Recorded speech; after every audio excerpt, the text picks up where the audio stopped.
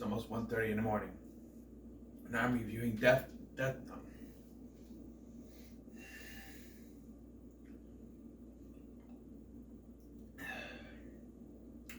Hello there, Scotty, and you're not. And I thought it's about time I take a look at the 2017 live-action Death Note film that debuted on Netflix back in 2017, of course. And here's the thing. I watched this back when it debuted on Netflix back in 2017. And I liked it. This was 2017. This was 2 years before I started doing YouTube. And usually, there's difference from when I start watching, when I watch a movie before YouTube, and sometimes I go back and I rewatch a movie, and I watched before YouTube and I liked it, and I'll go back and rewatch a movie and something changes. You know what? Watching this, again, for the second time ever, I still liked it. It's a little wonky in certain areas, but overall I liked it still. As you see, I have the anime over there. I have not watched the entire anime. After I watched this movie, I wanted to see for myself what the anime was like. So I bought the complete series from Walmart a couple of weeks to a couple of months later. Watched a little bit of it. I think I got through the first disc, maybe. I only know a few things that are different. In the original anime, there's more focus on Ryuk and the Shinigami realm where he retreats to when he's not out there with light. Everything's more Japanese, of course. It's like Yagami, whereas in the movie it's like Turner. Most, if not all, the deaths in the anime are heart attacks, because it's easier to do. Where here, they gotta have, it's a horror movie, so you have to have Final Destination style deaths. This is decapitations and cars hitting someone and stabbings in the neck, that sort of thing,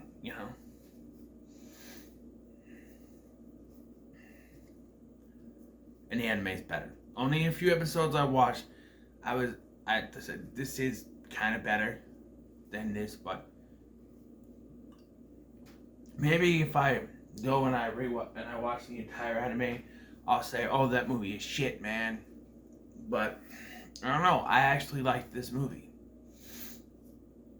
So let's get into the movie. The story surrounds a teenage boy named Light Turner, played by Nat Wolff of the Naked Brothers Band. That's where I know him from. Because what's up with my brother when he was younger? And I watched it myself. I grew up on Nickelodeon. Be quiet. But he finds this book called The Death Note, and he's told by this Shinigami death god named Ryuk, played by Willem Dafoe and Jason Giles or whatever the motion capture, but then Willem Dafoe did the motion capture for the face and the voice, and he's fantastic. He's the best part of this movie. And like I said, there's not enough focus on him, where there's more focus in the anime, I noticed. But he's great. And so the rules are, I'm not going to remember all of them, so you write someone's name in the book, you have to know their name and know what they look like. And you have to write the name and how they die. And at a certain point, I think you have a certain point of time you can put in that they can go without dying, or when they do it. You can rip out a page and burn it to negate the effects of writing a name in, but you can only do that once. Period. Alright? So we start off, is this, he's bullied by this guy, and then this bully is going up on this girl, Mia. Light steps in to defend her, and he gets punched in the face. This results in him getting detention for doing other people's homework, I guess is what it was. But it all feels like bullshit because this principal, like, didn't do anything about the bully. And like Mia said that he ran into a pole. Like, I feel like even if they said, oh, the bully punched him in the face, like, there was other witnesses out there. But even if it said, oh, the bully punched him in the face, then, I seem to think that her saying he ran into a pole was starting to hint that she's not all good either. She's got a moral, not a very good moral compass, if you know what I mean. Hinting to where she would go in the film, I think. Yeah, as a result of this, this is where he gets the book and everything happens and he meets Ryuk. And then as a result of this, he writes the bully's name and writes decapitation. And so there's this Final Destination style thing where there's this truck and it swerves, and it hits, and the ladder comes and just decapitates the bully. So because Mia is talking to him about it at gym class, he tells her everything and shows her. He's still the only one that can see and hear Ryuk because he's the holder of the book. But he tells her what's going on. She doesn't believe him, so he demonstrates with this criminal on the news that's in this standoff with the police and has him stand there in the middle of the road, give a salute, and get hit by this truck. Smashed by it and dies. So that makes you believe. So they start, and I know a lot of people some people, fans of the anime, have complained that there's like a montage of them just killing people. This movie is like 90 some minutes long. I think you'd have to skim through some of the stuff. I get it, there's important character development, but 90 something minute movie, you have to skim through something. You know what I mean? You could argue that this should have been like a Netflix series instead of a movie, as I think they would have been able to do more with it. But yeah, they skim through and they're killing off, criminals and bad people, and they're doing all sorts of different deaths instead of just heart attacks,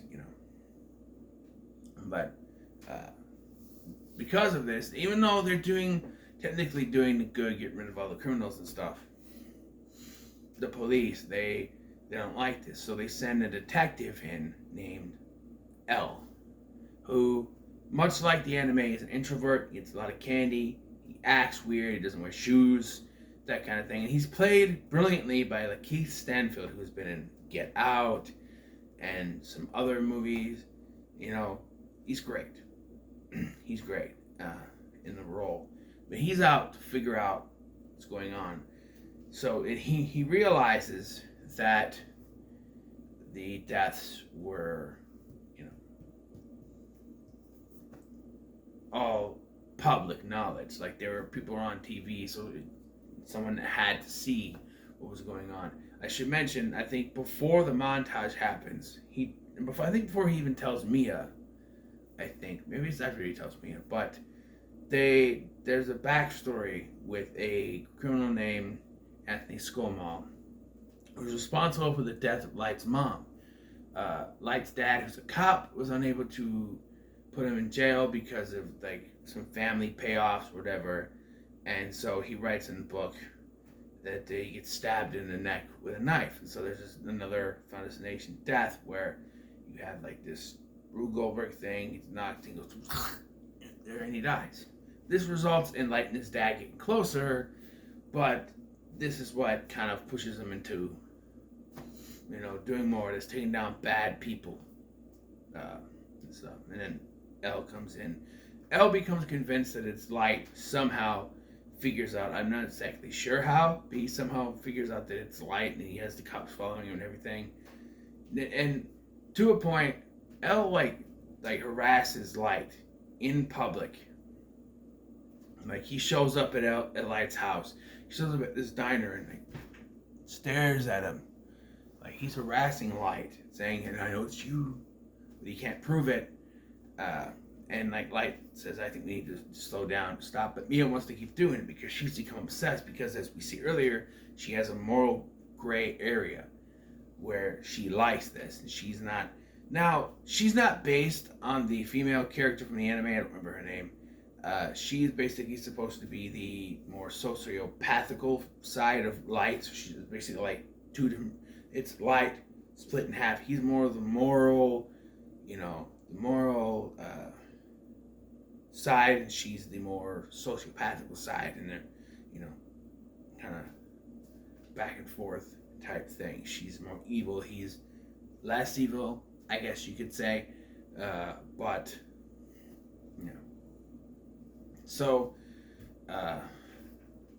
and L is just on the trail. Cops are everywhere. He's convinced it's Light, even though I still think he doesn't have any evidence by this point, really. But it gets to a point where all the agents that were on the case jump off a building. Light thinks that it's Ryuk that did it through some kind of loophole, but he says he doesn't do it. It's the book. It's not how it works or whatever. And so they decide they're going to try to. I know this is where it gets kind of confusing for me. The whole thing is that they are taking down bad people, but somehow they decide they're going to take out L, but they need to find out his real name.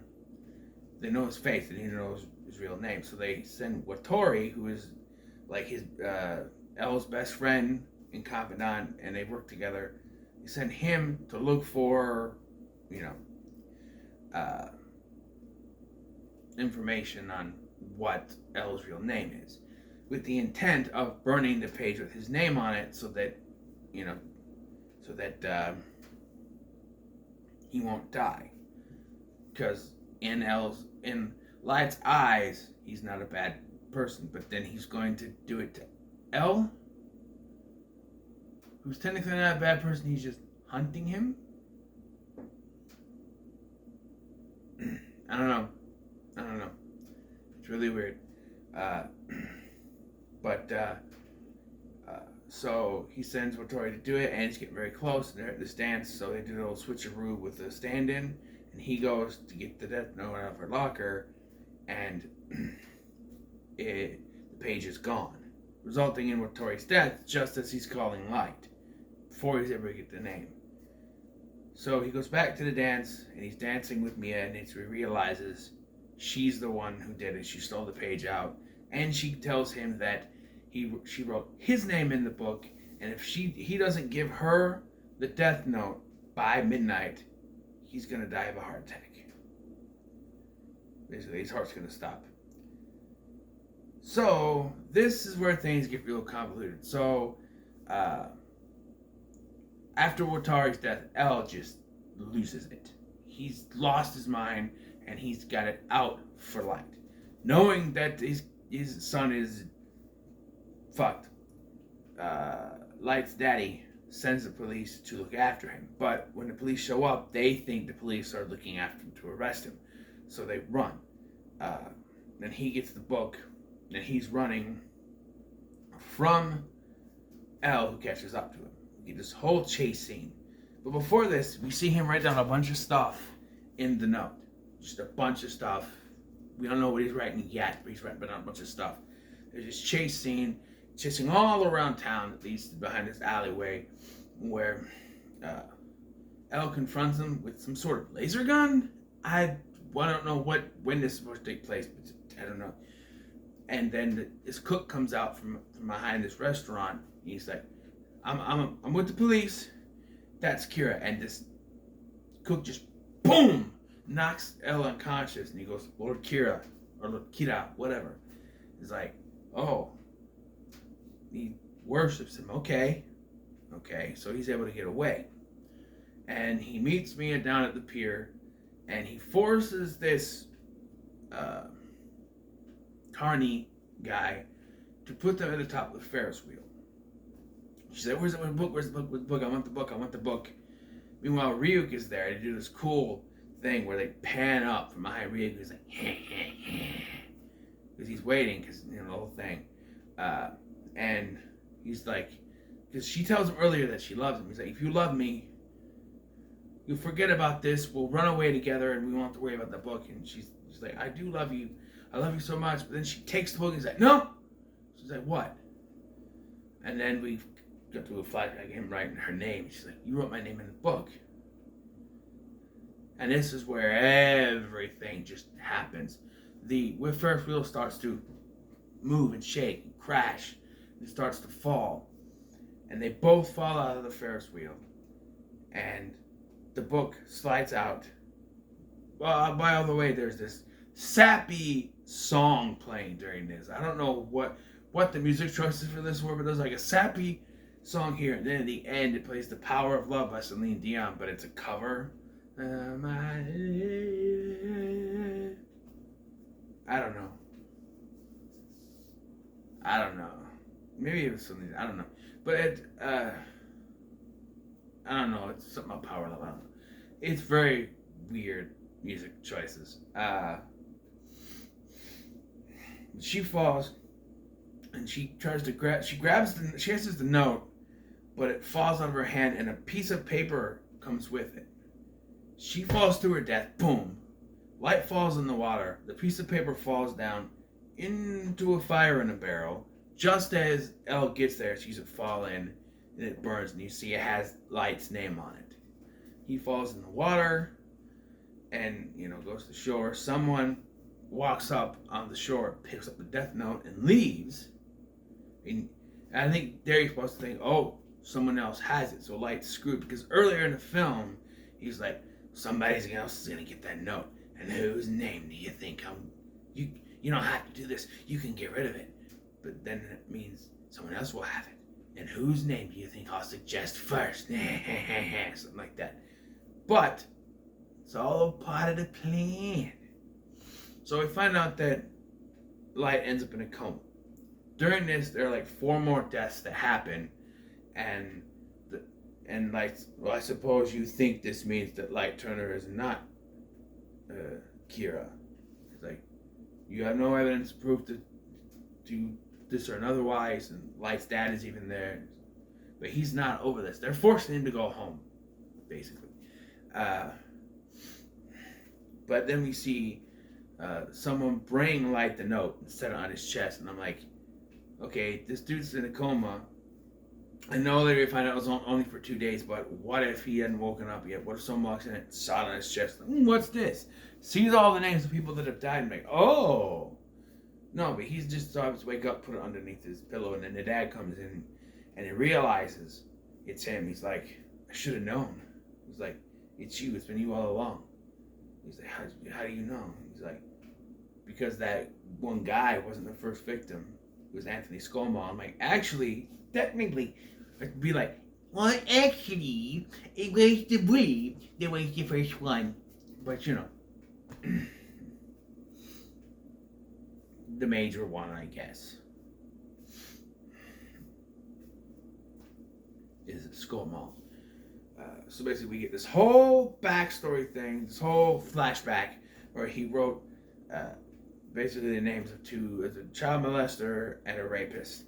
And the rapist guy used to be a doctor, and he's the one who saves Light, gives him CPR, although some rapists know he has disease or anything, I don't know. And he gives him CPR, puts him in a medically induced coma, and uses his connection to get him into the hospital to stay in a medically induced coma for 2 days. While the other one, the child molester, takes the note, writes names in it over the next few days, and causes those deaths, and then returns the note, and they both, when they're done, kill themselves. So it's, it keeps him away from the eye. But Elle is still not convinced, and then we get to a confusing line that I want to talk about. Okay? Because this doesn't make sense to me the more I thought about it. There's a line when Elle has Light at gunpoint outside the restaurant. He says, when death can be handed out from a calculus book. And this is where Elle remembers the line, and he's like, did Dwight Turner take calculus? And they're like, no. What about his girlfriend? He's like, don't take off to the plane, and runs to Mia's house and finds the piece of paper in the calculus book. How did Dwight know it was in her calculus book? All he knew is that she had a page from the book, from the note. How did he know it was in her calculus book? She never says it, does she? I don't remember hearing it. Somehow he knew it was there. This is where we get, like, young lady, singing the song, whatever. And this is where we get the moral dilemma from Ellis. He has the piece of paper, he has the pen, and it looks like he's going to write something, but he doesn't. We don't see it. And then we cut to Light in the hospital, and it ends with credits and stuff. And we see, like, the credits of the people and little footage of them with bloopers and stuff. So here's the big question I want to answer here. Does Elle write Light's name on the paper? I think no. There are two ways you can go about this, both being the answer, no, he doesn't write Light. Alright? Because there's two similar situations here. Okay? I said earlier, Light is trying to catch Elle. Trying to figure out his name, write the name down. Here's the problem with that, though. Not only does it go against what he's doing, but also, if he writes Elle's name down, Elle dies. Elle has been going around accusing Light of murder, harassing him, showing up everywhere, going after him. Elle dies, Light's number one suspect. Point right to him. He's screwed. And I think that was Mia's plan the whole time. Light will be taken to jail. Mia gets the note, and she can do whatever the fuck she wants. But then it also screws her, because people continue dying. He's in jail. Either they'll believe he has an accomplice, or he's innocent. So they're kind of screwed. Damn if you don't here. So either way. But also with Elle, in flip side of that, if Elle writes Light's name on that page and Light dies, Elle is now suspect number one. And they make a comment that he has the police connections that get him out of jail. But I think being a murder suspect negates all that. So he writes Light's name down, he's screwed. But also, I think that if he's going to write a name down, it's going to be, I mean, there's the names of the agents on there, but I think what he's going to do if he writes anything is a neutral name. A name of someone that he knows and knows the face of. Just someone, maybe a criminal he's taken down. Write that down, and if they turn up dead, then he knows it works. Maybe he wants to get proof first before he does it. All in all, I don't think he actually writes Light's name down. Either he doesn't write anything, or he writes someone else's name to get proof. And I think more than anything, even though he's all messed up from Matoi's death, I think he just wants to bring him down. He doesn't want to kill him, he wants to bring him in, put him in jail. So I think more than anything, he wants to prove that it was him doing it. And this piece of paper not only has the agent's name on it, but if he writes a name down and that person dies, it proves that that's the connection. I don't know how he's going to prove it to the cops or anything, but that's proof. You know, and being it was found in Light's girlfriend's house, either the cops will think, oh, it was her, she was Kira, or they're going to think they're working together. Something like that. I could see that being the scenario. Even though he's all heartbroken, he's all messed up, and he's not thinking straight, you can see he's clearly out of his mind. I think maybe in that moment, he has one last grasp of logic in his head, thinking, oh, wait a minute, I should logically, and I should, try to take him in, because, it'd be a whole new can of worms if he writes that name down. So I'm just saying. But, does it deserve all the hate? Well, I can't really say that, because I haven't watched through the entire anime, I only know bits and pieces. So I can't really say for sure. I'm pretty sure this is not a straight up, great adaptation of it. But solely as a movie, I don't think it's a bad movie, you know? In fact, and people might try to strangle me, but I would say that when it comes to Death Note, it's pretty good. And that's coming from two different sides here. I watched it 5 years ago. I watched it now. I liked it about the same. Alright? There are a few quirks in there, but overall, as a movie, it's not bad. As an adaptation of Death Note, I cannot say that. Maybe I'll go through the entire anime and I'll realize this movie was crap. Who knows? But right now, it's pretty good. Okay? So what are your thoughts on the Death Note 2017? Let me know in the comments below. Make sure to like, share, and subscribe. Thank you for watching. I've been Scotty. I'll see you in the next one.